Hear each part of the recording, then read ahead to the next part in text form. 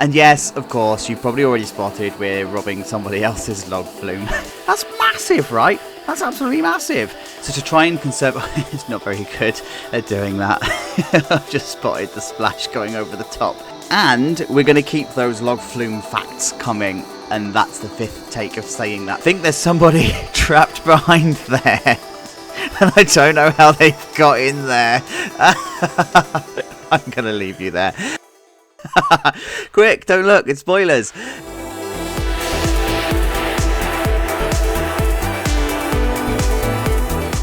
Hey everybody, how's it going? So thanks for coming along to episode number 9 of ChachoLandia. We're building a Cedar Fair park here in the UK. Guys, thank you so much for all of your lovely comments and suggestions and everything from the last episode. And of course, if you are new here, you're absolutely welcome. Thanks for coming along to the ride. Do you see what I did there? For the ride. So this is what we did in the last episode. Oh, cringe. This is what we did in the last episode then. This is the log flume that we were building. It's sitting in the western area that's in this kind of area here at the front of the park. And of course, the poll last week was all around the RMC. And which one do you think won? So, ever the professional, I've gone and put my dishwasher on, and I don't know if you can hear it in the background, but because I'm on a time crunch, I can't stop it. So, today's episode is brought to you by Nerd Chacho's dishwasher. I don't know if you're going to be able to hear it or not. But either way, we've got ourselves an RMC in the park, so let's talk about that instead. So, I've gone for the iBox topper track from RMC, and that's because they are far more versatile than the other models that they do, and it's because you've got wooden beams and the steel topper track, right? So, where you would normally have compressed pieces of plywood or whatever wood it is that you use, instead you use steel topper track, and that means that you can bend and twist the track in far different ways than the other variants of the RMCs that you do have. And plus we also have the GCI, right? So we want a similar experience but a more extreme experience. So we've got 2 offerings in this area. You've got like the family friendly version and the holy crap version over here. So that's kind of what we're going for with this one. And like I say, you can throw these through so many inversions, and if I'm honest, the supports on this are far better in game than the other RMC version that we've got. So if you look at Untamed at Wallaby, for example, the supports pretty much look like this. I don't have to do much, if any, custom supporting to this because the supports are actually pretty good already. So happy days. I'm down for not doing as much work on it. I don't know about you guys. So let's go for a tour. I am going to do some interesting RMC facts. I've got one straight away that I found out, but I need to go off and do some more research because obviously we don't have RMCs in our portfolio anywhere.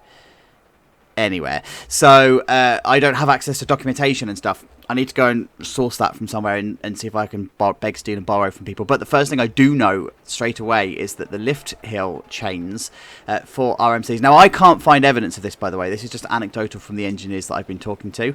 The lift hill chains on the RMCs, they also use magnetic fins as part of their anti-rollback. Now, the anti-rollbacks are designed to never fail, right? So that's fine. But when you use magnetic fins on a chain, you're actually taking some of the stress off. So if you think of the way that Mack coasters launch and they use magnetic fins and it propels the train forward, it's that technology in a lift hill, and it means that you take some of the stress off of that chain and you have to replace them less frequently, which is a genius idea. Why has nobody thought of doing that before? Gerstlauer, whatever. They also do that as well as on their Infinity coasters. They have magnetic fin lifts. So anyway, that's just something that I wanted to bring up. I need to go off and find some other interesting facts. But this chain lift is at 35 degrees. They are capable of going 45 degrees. Wildfire at Colmarden is 45 degrees, so you can do it. And if you are using the magnetic fin brakes or the magnetic fins, then it's taking the stress off that.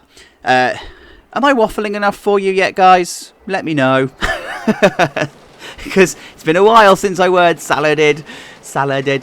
Anyway, so you come down the first drop, near vertical. I'm not going for full vertical, partly because Planet Coaster doesn't let you, and partly because the iBox topper at the time of these being built wouldn't have been a thing. You come into the first drop, and then you come into, I don't know if you can see it through the there we go. So you come into like the shallow airtime hill, the ejector airtime hill, and then you come into that turnaround. Now the turnarounds, these always bank beyond 90 degrees. Whether you class this as an inversion or not, because it's beyond 90 degrees, that's open for discussion. Planet Coaster thinks it's an inversion, but Yeah, it's open for discussion because it's further than 90 degrees. But either way, it's this signature turn that they do, and then it comes down into a 0G drop. So it goes upside down into an inversion as you go down this first drop, right? And then we come into, now this is called different things to different people. You may know it as a wave turn because you're sort of like waving as you go down. But you also call it a fake out hill as well. And that's because you're banking in the direction that you think you're going to go. But in reality, you're about to bank back and come down the other way. So sometimes you hear it referred to as a fake out hill, but you may also hear it as a wave turn. And now RMCs are famous for this. Because you're using this iBox topper track and wood, you can sort of throw the trains, and RMCs were the pioneers of throwing you in directions that you shouldn't be going or that you shouldn't normally go in. So things like adverse cambers, round corners and all of that sort of stuff, RMCs are the pioneers of that. And so you're then going to come down this way. And then you come into the 0G stall. So we're used to this one, but it goes in and out in the same direction this time. So it goes in this way and goes out the same way. So it is a 0G, but it's not quite inverting in terms of full inversion. It goes out and in the same way. Then it comes into this again. It's another fake out turn. They do this like double up turn. So you go up into into one airtime hill, and then it levels out, and then it goes into an overbanked turn. And this is the shape that, and I've just reprofiled this so many times, and this is the closest I'm going to be able to get using the 4-meter method. So you go up into this one, into this turn, and then down, and then this time you go into an airtime hill. This uses point of no return block brakes rather than actual physical block brakes. So this is just telling the computer systems that the train could not even roll back to beyond this point, so it's fine to dispatch the train from the station or from the lift hill at this point. And then we come into a 0G roll, so you know all this already, how a 0G roll works. But on RMCs, you tend to find, rather than exiting and going round a bend on a 0G roll in the opposite direction of how you came out, like you would find on a B&M, this one actually continues the roll into a bend. So you have like this inversion upside down, and then you exit at 90 degrees, and then it continues the roll round. So it's just a way that it draws out all of those forces and everything from there.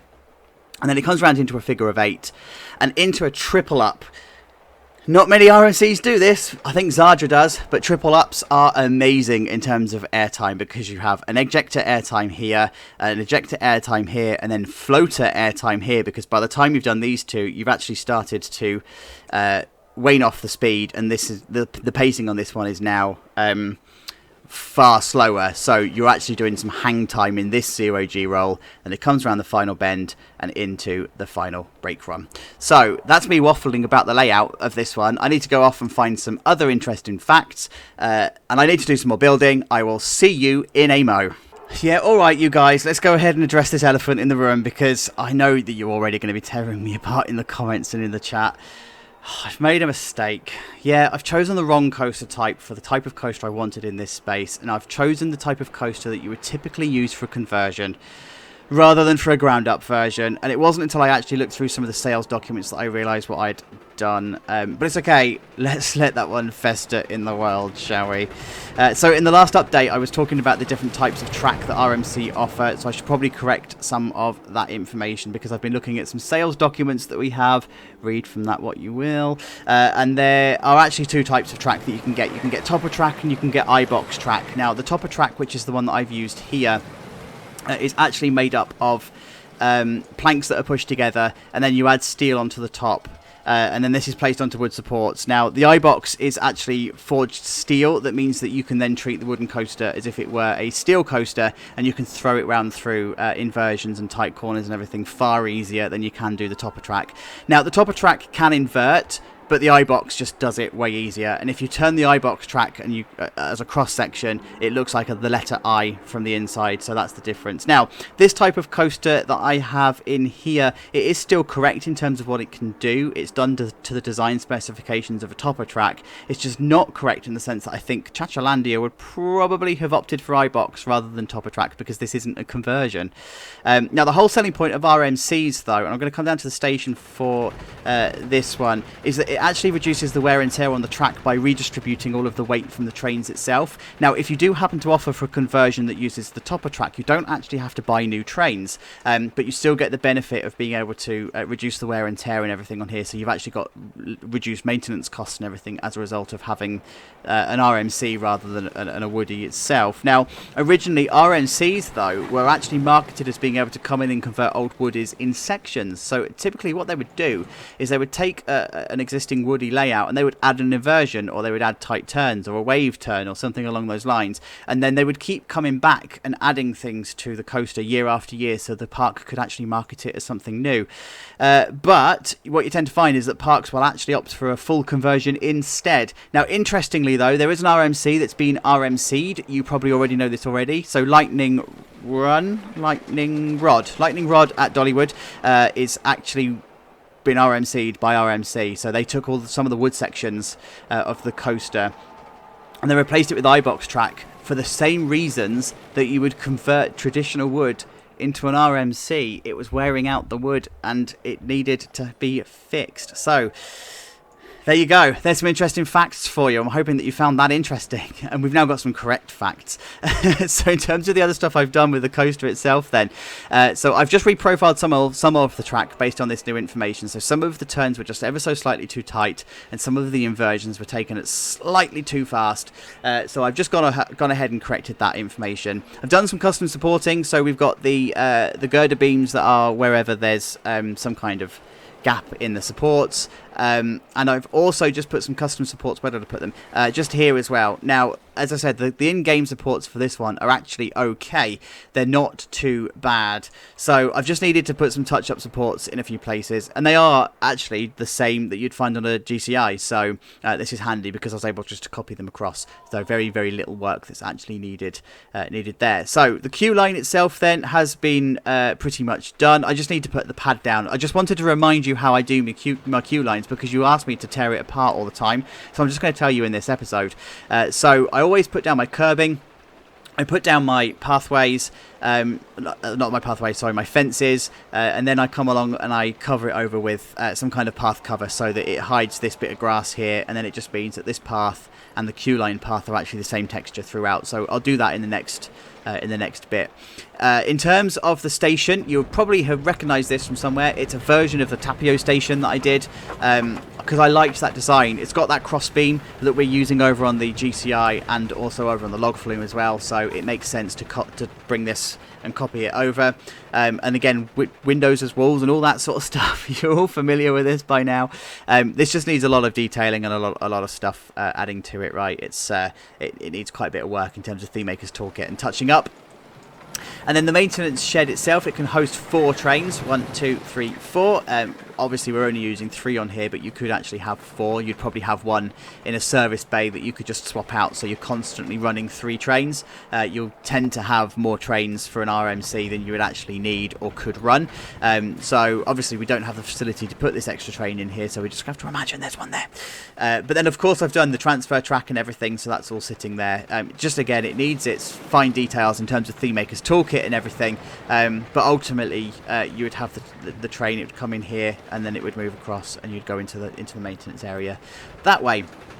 So coming over into this area here, this looks a bit janky and a bit rubbish at the moment, and that's kind of by design. So I needed to find a strategy of correcting this off-center path cover that I'm using. So if it came out this way, I'd have like janky edges and jagged edges and stuff, and I didn't really want to carry on using this mulch as hiding path misdemeanors. I'm going to need to, but not in the level that I was going to. So what I've done is I put down this pad, and this is eventually going to be a picnic area with benches and everything, but it actually means that I've got a way of bringing this pathing to an end without actually making it look awful over here. And what I then had to do is just do this island in the middle just to make sure that it's looking a bit more natural than slapping a pad down. So this will all make sense when we put the foliage and everything down. But I just wanted to break up this area slightly. And again, I've left this intentionally open so you can see how I do this and how, when you add in the path covers, it makes it look like one continuous paving thing. And I've also done some work down here as well. So this bit inside the ride area, it felt like I needed to do this bit and then shore up this area. So bring the path down this way. And now this is going to be a dead space because we've got the first turnaround of Plumple Pop, and we've also got the actual ride itself creating this like dead spot in the middle here. I trialed different stuff here, games units, gift shops and all that sort of stuff, but I actually felt it probably would need to be some kind of ice cream vendor or some kind of food that was in here, so that you can grab something if you're coming from whatever's coming this way down here, or if you're coming from this way into the into the western area, or if you're coming up this way. You've got quite a few opportunities of people that are passing by. So I also wanted to make sure that the theme from the kiddies area is actually starting to merge into the western area, so that's why the stairs here are yellow, and then you've got the grey concrete, or the grey tarmac, or whatever you want to call it, in this area. So you're actually starting to get that theme transition as you're going through the area. So that's pretty much everything that I've done for this. Like I say, I spent quite a lot of time researching and realizing that I'd actually made such a vile mistake, but I'm going to carry on doing this because we're in the final stretch now. Lots of detailing to do, so let's go ahead and see how that actually turns out. Alright then, you guys, it's time for the done for now stamp to come out, and can we please welcome to the portfolio Gunslinger. And of course, thank you to Part-Time PC Pilot for the name on this one over on the community tab. You won the vote this week. Some awesome names. It was a really, really close vote, so please keep those coming in when you see those coming in. And of course, for this one, I have gone over to Silver Dollar City and I've done some research on Outlaw Run, because that is an RMC topper track that does actually invert quite a lot, just to see how that works. And of course, we already know that this would be an iBox track, especially if we're building it based on Untamed and Zadra and all of the others. They are all iBox. So I've ended up retrofitting this to actually be correct to how Outlaw Run would be instead. So that starts up here, actually at the top of the lift hill, where we've got ourselves some mechanics and maintenance areas. So there's, like always, some kind of generator and maintenance shelf, if you like, that sits at the top of the lift hill. So I've included that, and I've also put in all of the catwalk stuff that you need. So there's CCTV, there's electric boxes, there's also emergency lighting and everything that's all the way down. So I've added all of those in. I've also made sure then that all of the track is now the correct shape, and making sure that that's as Outlaw Run as I can make it. So that's now all done and dusted. Of course, I put the ride camera in. So where did I put it? Over here, I think. Yep, there we go. So the ride camera is in this area here. So the maintenance area has had its touch-ups that it needs. It's had all its emergency lighting adding. It's had it added, and it's had all of its... Oh, I can't even talk today. Come on, guys. And it's had all of its interiors done as well. So with all of its clutter and all of the stuff that you'd normally find in the interiors of these sorts of things, the emergency lighting and everything.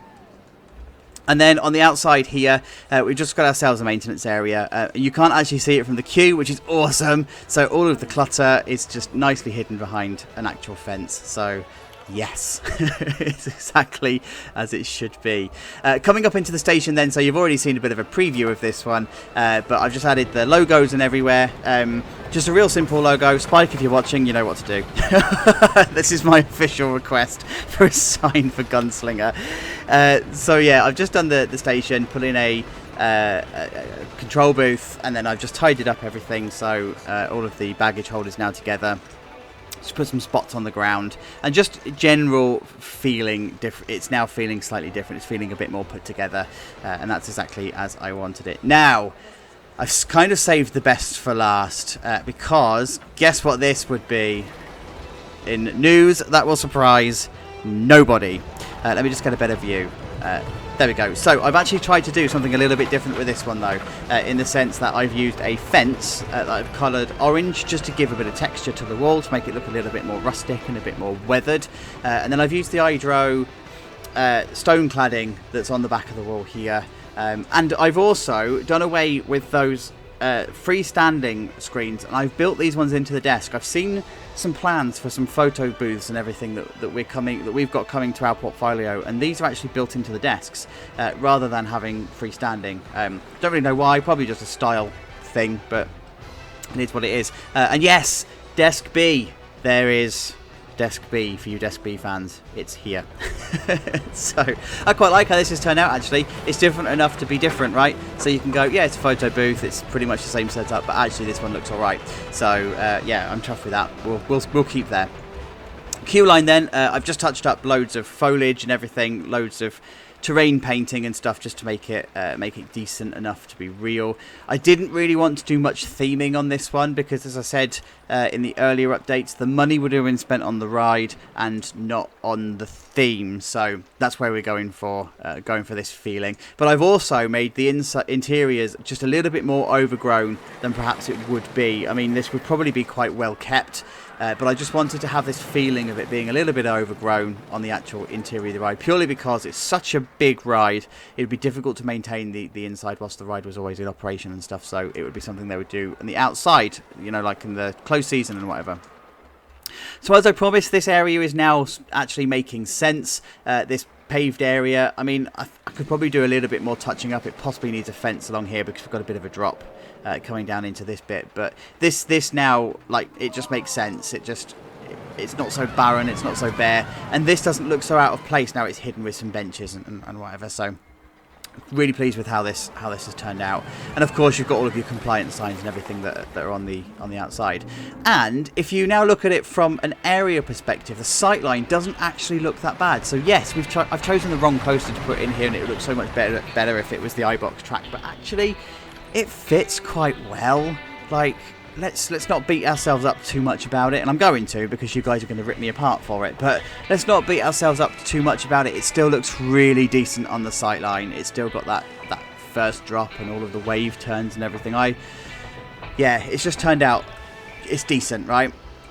And then when you come to this plaza area, and you're looking down at buildings and everything, so you've got the stuff that's on this side, and then you've got the coaster in the background, you've got Insanity in front, and then you've got the log flume over on the left-hand side. It now feels like it's a complete area. And I like how this has been positioned so that it actually closes in the area. As you would have seen on the community tab, I actually had this facing the other way. It was going out towards, like, in a 90 degree, but it just didn't feel right, and that's because I had plans for this area, right? So if you've watched the extras episode, you'll know what my plans were, but now I've repositioned it. It actually feels like this area is suitably closed in, and it's actually a good little dead end. And you've now got a bit of a path that comes through here that enables you to explore the guts of the ride. You now can walk through it and experience it from, like, in here. So if we come down, you're just surrounded by this absolute mess of wood and noise and screams, and it's just brilliant. Like, yeah, it just gives that perfect atmosphere. And now we've got the music playing as well. It just brings the area to life. It really, really does. And then so over here, I've gone ahead and just done all of the mild touching up. Of course, we're going to be, the area that's now behind us as we're looking is going to be developed in the near future, right? So people are going to be walking through here, and we'll get a better feel for how this area is going to be used and how busy this area is. But I've just done some light touching up work around here. I wanted to hide this from view, but actually it works out quite nicely having it there, so why not just keep it there, right? It just makes sense. And then up here, I've finished off the pathing, so I've brought all of the concrete and everything across, and then I have continued the curbing and everything up back into the western area, so we can go up that way. Or we can go through this way into the Nerdolandia, or Nerdoland. I think I need a sign. Here for Nerdoland. Because obviously we've got one at the front, so I think there needs to be an entrance sign here. But just look at how this now fits in so nicely with the stage and everything. And of course, if you've not seen this, then this is episode number 2, where we built all of this area. So this is possibly new to some of the newer viewers that are here, right? So this is all in here, and then you can just come down this way and down to the well, it's not a woody, but we're going to call it a woody because it's not a proper RMC. Alright guys, stop beating me up about it, will ya? And then that's the western area then, nicely complete from the top. So yeah, it's turned out really, really, really nicely. So I'll pop some glamour shots in here because we're now pretty much at the end of this one. So guys, thank you so much for getting to the end of the episode. Thank you so much for being kind and not ripping me apart too much for choosing the wrong one. But it's fine. It turned out fine in the end. The coaster is compliant to the type of coaster that it actually is. So let's just pretend that we always intended to put that in there, right? So yeah, if you've liked the video, please leave a comment below, please leave a like. Of course, it helps us to find new audiences and everything. But thank you so much for getting to the end of this video. I really do appreciate it. Thanks for hanging out as part of the premiere chat, if you are indeed still with me, and I will see you next time. Until of course we speak again, please look after yourselves, take care, let's go for a ride. Bye bye.